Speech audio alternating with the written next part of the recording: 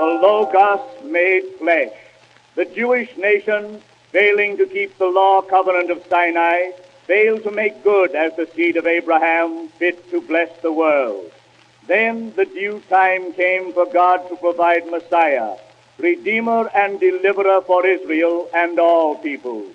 He would become flesh of Abraham's family, fulfill the law covenant terms, and then by self-sacrifice would become Abraham's seed on the spirit plane, able to succor all who would come to the Father through him. In St. John's Gospel, Jesus in his pre-existent condition is described as the Word of God, or Logos, the firstborn of all creation. Ancient kings addressing their people sat behind a lattice, in front of which stood a representative who uttered the king's message to the people. Such representative was called the Logos, the king's word or mouthpiece.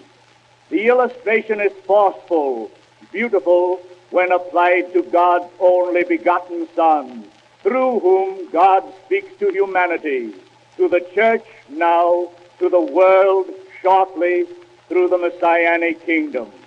The literal translation throws much light upon a subject hitherto dark. In the beginning was the Logos, and the Logos was with thee, God, and the Logos was a God. The same was in the beginning with thee, God. All things were made by him, and without him was not one thing made that was made. The Logos was made flesh and dwelt among us, and we beheld his glory as the glory of the only begotten of the Father. Jesus tells us the same thing in other language, saying, he was the beginning of the creation of God.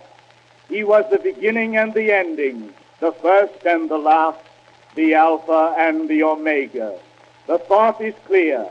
Jehovah God directly created no other being than the Logos, and him very great, and in the likeness of Jehovah. How distinctly, yet briefly, all this is stated by St. John. Next in the divine program was the Annunciation to Mary. Then the greatest event of history, the birth of our Redeemer.